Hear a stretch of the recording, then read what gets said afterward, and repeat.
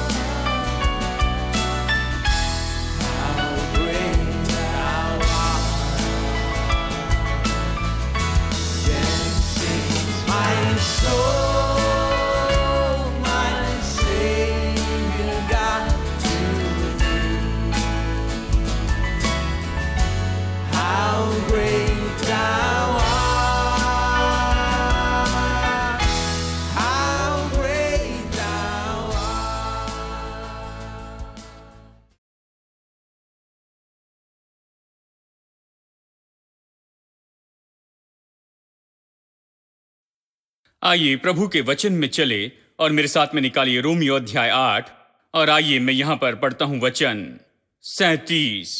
Romeo अध्याय 8 वचन 37। परंतु इन सब बातों में हम उसके द्वारा जिसने हमसे प्रेम किया है जैवन से भी बढ़कर हैं। हम चर्चा कर रहे हैं हम कौन हैं, हमारे पास क्या है और हम क्या कर सकते हैं। ठीक है, छुटकारे के कारण, यीशु मसीह के कारण। ये दिलचस्प विषय है क्योंकि ये तो हमारे बारे में है कि हम कौन हैं, हमारे पास में क्या है और हम क्या कर सकते हैं। ये ऐसा नहीं जो 5000 साल पहले यहां पर जी रहा था।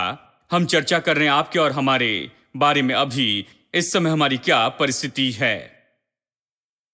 यीशु मसीह के द्वारा छुटकारे के कारण। अब नया नियम, जैसे मैंने कहा था इस शिक्षा की शुरुआत में, उसे नई वाचा कहा गया है। इसके लिए दूसरा नाम है वसीयत। यह सच में वसीयत है। वसीयत कोई व्यक्ति लिखता है जब उसके पास देने के लिए बहुत कुछ होता है और वो यहां बताता है कि किसका क्या है, कितना है और ये सब। जब यीशु क्रूस पर मरा और हमारे लिए महिमा में छुटकारा खरीदा, छुटकारे के द्वारा बहुत कुछ प्राप्त किया गया कि उसे वसीयत लिखनी पड़ी। यह हमें बताती है कि परमेश्वर ने हमें वो सारी जो चीजें मुफ्त में दी है उसके बारे में। बाइबल इसी के बारे में है और खास करके पत्रियां इसी के बारे में हैं कि प्रभु ने हमें क्या दिया है यीशु मसीह में, और उसके द्वारा, छुटकारे के द्वारा हमें नए नियम की पत्रियां पढ़नी होगी। इस तरह के दृष्टिकोण के साथ वसीयत जैसे पढ़े, यहां देखना सीखे कि यहां पर आपका क्या है, आप कौन हैं, बाइबल आपके बारे में क्या कहती है, क्या आपका है और आप क्या कर सकते हैं। यह आपके बारे में है और छुटकारे के कारण आप क्या बन गए ये बताता है। मसीहत के बारे में महिमा में बात यह है, देखिए बाकी सारी आस्थाएं तो ये ऐसी आस्थाएं जो बनी हैं कामों से, जो काम मनुष्य को करने हैं, उपवास करना है, यहां पर आना है, ये करना है और वो करना है। बहुत सी बातों की विधियां हैं जो हमें करनी हैं कि प्रभु को प्रसन्न करके उसकी कृपा प्राप्त करे। आस्था इसी के बारे में है। यहां तक मसीहत, यदि आप इसे गलत तरीके से सिखाते हैं तो ये कामों का धर्म हो जाता है। लेकिन मसीहत अगर सच में देखा जाए तो पूरी तरह अलग है। ये पूरी तरह से अलग है, इसके जैसे पूरे संसार में कुछ भी नहीं है। और इसलिए मैं कहता हूं कि शुभ संदेश के जैसे और कोई संदेश नहीं है प्रभु यीशु मसीह के बारे में, क्योंकि इसका संबंध ये नहीं कि आप और मैं क्या करते हैं, इसका संबंध है प्रभु ने क्या किया है। और ये तो इस बारे में है कि हमारे पास क्या है, उसने जो किया है उसके कारण। सुसमाचार तो केवल इसी के बारे में है। जब मैंने अपना जीवन प्रभु के वचन के प्रचार के लिए दिया, मैं हिचकिचा रहा था क्योंकि मुझे पता नहीं था क्या प्रचार करूं, सुसमाचार नहीं समझ पाया। तो मैंने सुना कुछ प्रचार और उसके कारण मैं डर गया। क्या मैं ये प्रचार करूंगा? क्या मैं अपना जीवन भर कुछ इसी तरह का प्रचार करते रहूंगा? क्योंकि मैं मसीह संदेश को अच्छे से नहीं समझ पा रहा था। फिर मुझे मौका मिला कि रोमियो की किताब के एक एक वचन की शिक्षा सुनूं। उसने मेरे जीवन को पूरी तरह बदल दिया।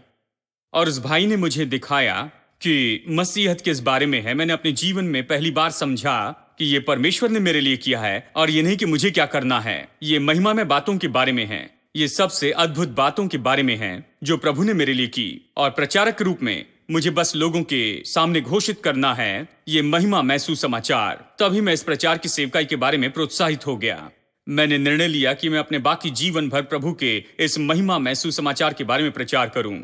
जहां भी प्रभु मुझे भेजे, मैंने कहा मैं इसका प्रचार करूंगा, क्योंकि इसके जैसे पूरे संसार में कुछ भी नहीं है।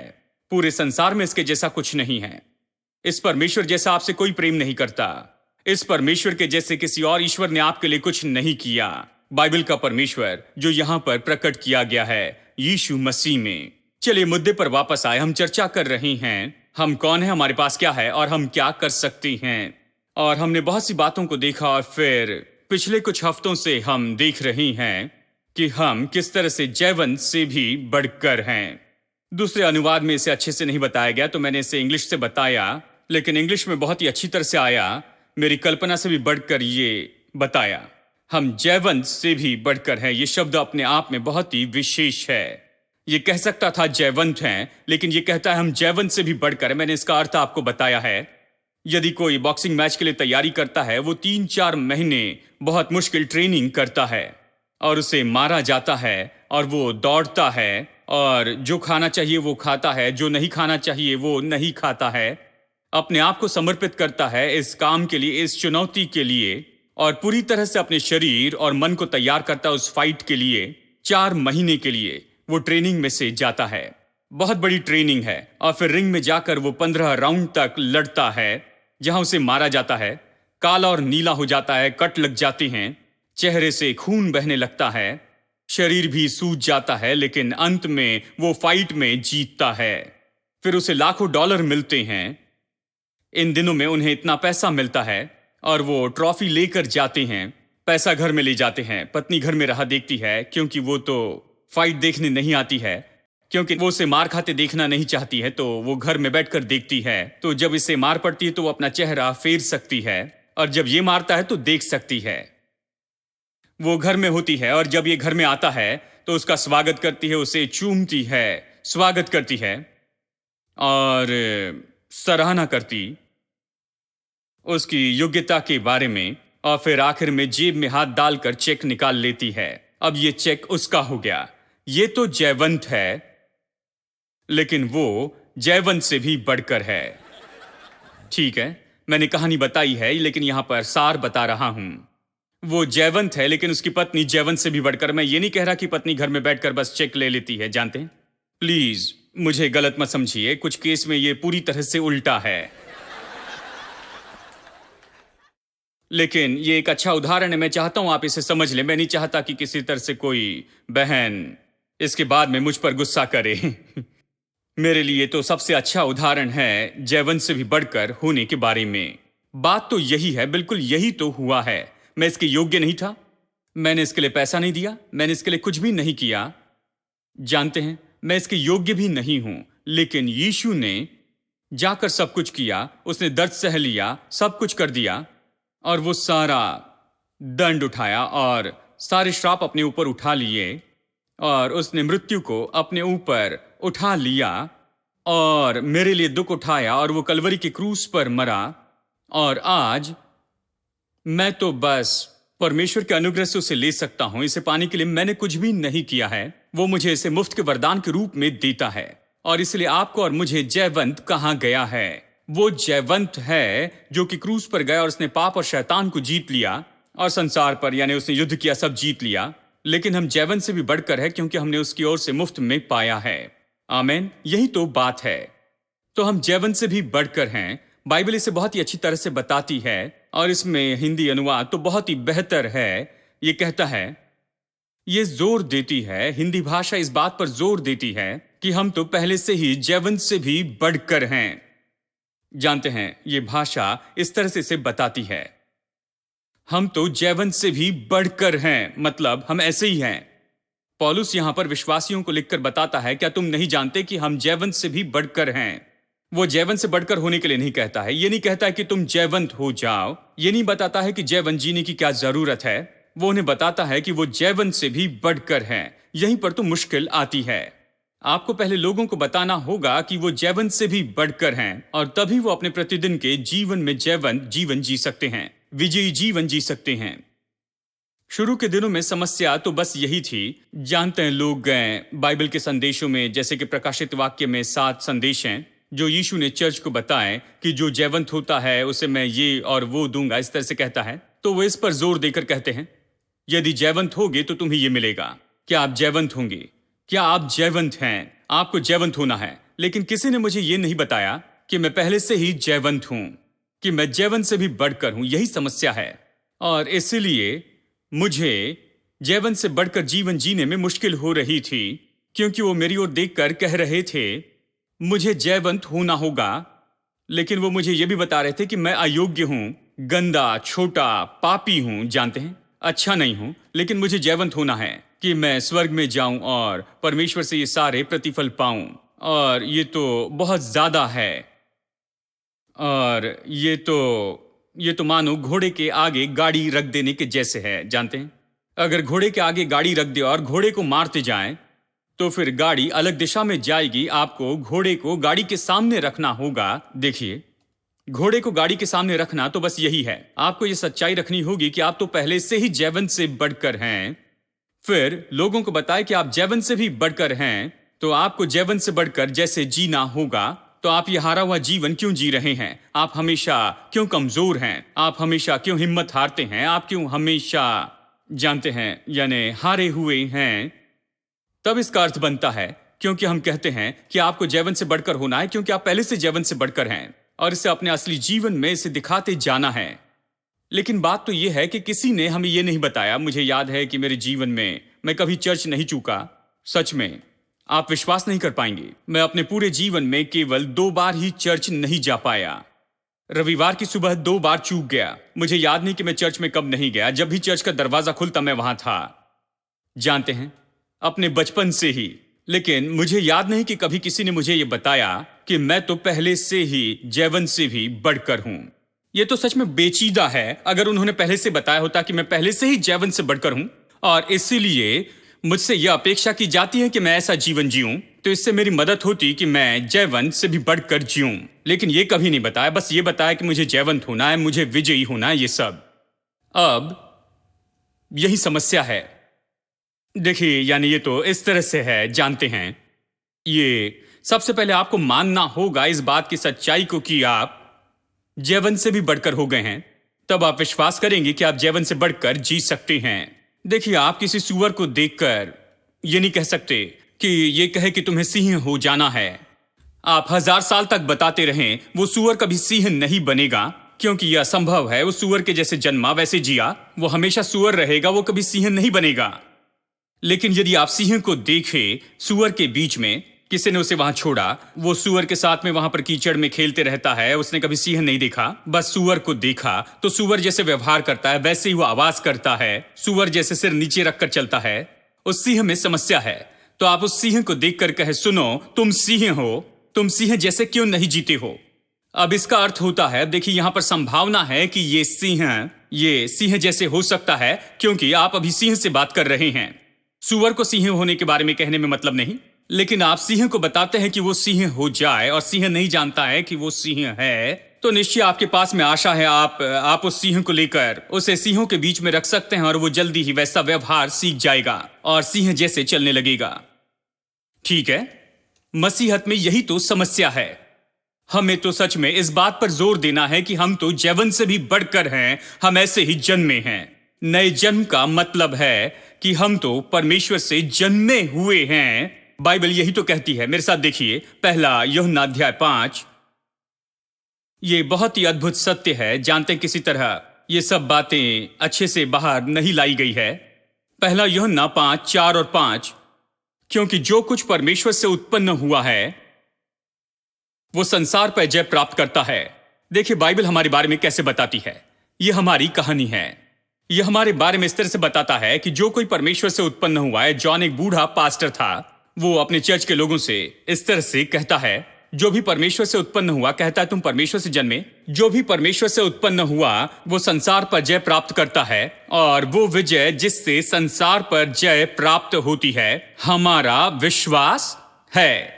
दूसरे शब्दों में कहता है, तुम परमेश्वर से जन्मे हो, तुम परमेश्वर से आए हो, और इसलिए जो भी तुम में है वो परमेश्वर में है। परमेश्वर हारता नहीं, परमेश्वर कमजोरी में नहीं, परमेश्वर असफल नहीं होता, परमेश्वर तो सफल है और वो सब कुछ कर सकता है। प्रभु के लिए सब कुछ संभव है, और जो कुछ परमेश्वर है वो तुम्हारे अंदर है, क्योंकि तुम परमेश्वर से जन्मे हो। कहता है जो परमेश्वर से जन्मा है वो संसार पर जय पाता है। अब मैं बताना चाहता हूं संसार पर जय पाने के बारे में, जीवन से बढ़कर होने के रूप में, ऐसा जीवन जीना जिसमें आप संसार पर जय पाते हैं, इसी पर मैं कहना चाहता हूं। तो सुनते रहिए। जो भी परमेश्वर से जन्मा है वो संसार पर जय प्राप्त करता है। देखिए, बाइबल में हम शरीर, संसार और शैतान पर जय पाने के बारे में पढ़ते हैं। आज संसार पर गौर करते हैं। जो भी परमेश्वर से उत्पन्न हुआ संसार पर जय प्राप्त करता है। तो फिर जब मैंने नया जन्म पाया तो इस नए जन्म में कुछ हुआ। बहुत से लोग अपने नए जन्म के बारे में नहीं समझते हैं। नए जन्म का मतलब है कि मेरे पास में परमेश्वर का स्वभाव है। जो कुछ परमेश्वर में है अब मुझ में है। मैं छोटा ईश्वर हूं और मैं इस संसार से बहुत बड़ा हूं, और मैं परमेश्वर से जन्मा हूं, इसलिए मैं इस संसार में जी सकता हूं, इस संसार पर जय पाते हुए। हेलो, क्या यह बहुत ज्यादा है? मैं संसार में जीता हूं, संसार पर जय पाते हुए। अब अगला वचन सुनिए। संसार पर जय पाने वाला कौन है? केवल वो जिसका यह विश्वास है कि यीशु परमेश्वर का पुत्र है। दूसरे शब्दों में कहता है, संसार पर कोई और जय नहीं पा सकता, केवल वही पा सकता जो विश्वास करता है कि यीशु परमेश्वर का पुत्र है। दूसरे शब्दों में कहता है, यदि ये विश्वास करते यीशु परमेश्वर का पुत्र, नया जन्म पाया, उद्धार पाया, तो आप ही वो हैं जिसमें क्षमता है कि संसार के ऊपर जय पाए और इस संसार में जिए और इस संसार के ऊपर में रहे और जयवंत हो और इस संसार में विजय पाते जाए और इस संसार की अधीनता में न रहे और इस संसार के वश में न रहे, क्योंकि आप परमेश्वर से जन्मे हैं और कोई नहीं कर सकता। वो जो परमेश्वर से नहीं जन्मा है, संसार इसे नहीं कर सकता, बाहर के लोग इसे नहीं कर सकते हैं, लेकिन आप परमेश्वर से जन्मे हैं, इसलिए कर सकते हैं। ये कहता है आमेन। यानी हम ऐसे ही जन्मे हैं। नए जन्म का यही अर्थ है। नए जन्म ने हमें नई जगह पर रखा है कि हम इस संसार से बड़े हैं। अब हम संसार पर जय पा सकते हैं, क्योंकि जो परमेश्वर से जन्मा है वो संसार पर जय प्राप्त करता है। बहुत से विश्वासी इसे नहीं समझ सकते, बहुत से लोग इसे नहीं समझते, तो फिर वो हमेशा संसार और संसार के तरीके को सौंपते हैं, फिर संसार पर दोष लगाते, कहते भाई हम तो संसार में ही हैं, जब तक हम इस संसार में हैं हमें संसार के जैसे ही जीना है और एक दिन हम स्वर्ग में जाएंगे और स्वर्ग के जैसे जिएंगे। ये उनका बहाना है एक हारा हुआ जीवन जीने के लिए, पाप में जीवन के लिए, पाप करने वाले जीवन के लिए इस संसार में।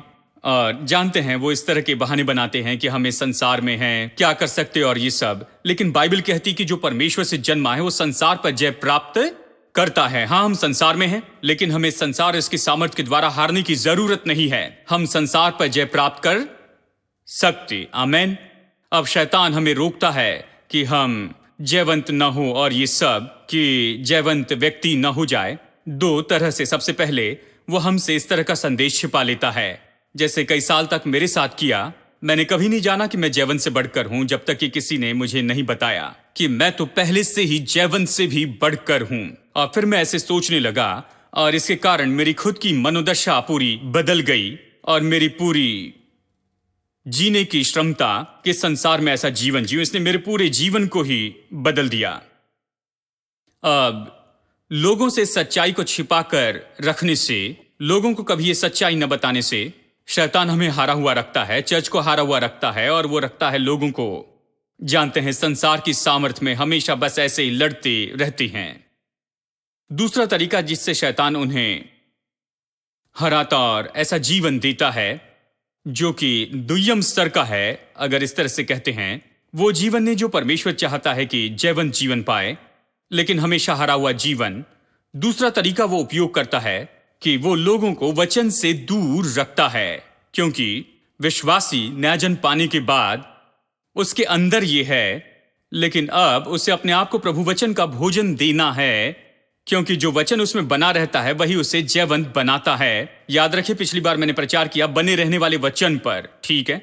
पहला यूहन्ना अध्याय 2 वचन 14 से सोचता हूं मैंने बताया कैसे यूहन्ना जवान लोगों से ये कहता है, परमेश्वर का वचन तुम में बना है। उसने ये नहीं कहा कि तुमने संदेश सुना, नहीं, उसने कहा जो तुमने सुना है वो तुम में बना है। बने रहने वाला वचन क्या है? बने रहने वाला वचन वो है जो बाहर आता है जब भी आप समस्या का सामना करते, तो वचन ही बाहर आता है। तो यही बाहर आता है कि मैं जयवंत से भी बढ़कर हूं। आपकी भावनाएं नहीं, बाकी लोग क्या कहते वो नहीं, आप क्या सोचते वो नहीं, लेकिन वचन क्या कहता है। जब वचन आता है आपकी परिस्थितियों में, आपकी चुनौतियों के समय में, वचन आप पर अधिकार करता है। आपकी परिस्थितियों में और यहां पर चुनौती में वचन आप पर अधिकार और राज्य करता है। तो इसका मतलब यह है कि वचन आप में बना हुआ है। यह वचन ऐसा नहीं जो आपने केवल संदेश के द्वारा सुना है, यह ऐसा है जो आपके साथ में बने रहता है, और यह बने रहने वाला वचन ही हमारे जीवन में विजय लाता है। शैतान लोगों को बने रहने वाले वचन से दूर करता है, इसके बजाय कि वो उसमें बने रहे, वो कोशिश करता है उन्हें उससे दूर लेकर जाए। याद कीजिए, यीशु ने कहा कि बोने वाला बीज बोने निकलता है, और वो बहुत सी जगह पर बीज बोता है, और वो बहुत से अलग अलग जमीन पर गिरते हैं, और फिर उसके बाद में वो बताता है कैसे लोग कैसे अच्छे परिणाम नहीं पाते। वो कहता है क्योंकि उन पर इस संसार की चिंता आ गई है और धन का धोखा आ गया है।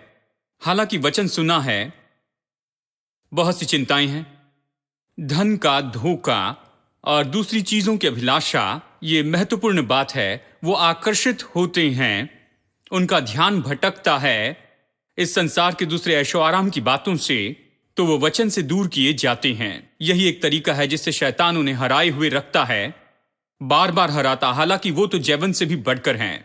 शैतान सच में आकर आपके ऊपर हावी होकर हरा नहीं सकता है। शैतान आपको हारे रखता है बस आपसे सच्चाई छिपाकर, या बस केवल इससे ही कि आपका ध्यान भटक जाए इस संसार की बातों के द्वारा, कि आप इसके द्वारा बहते चले जाएं, उसके द्वारा बहते चले जाएं, कि इसके कारण वचन आपके अंदर में बना न रहे। आमेन।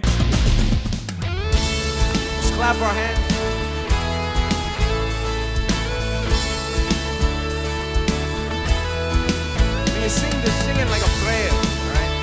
Really meaning it.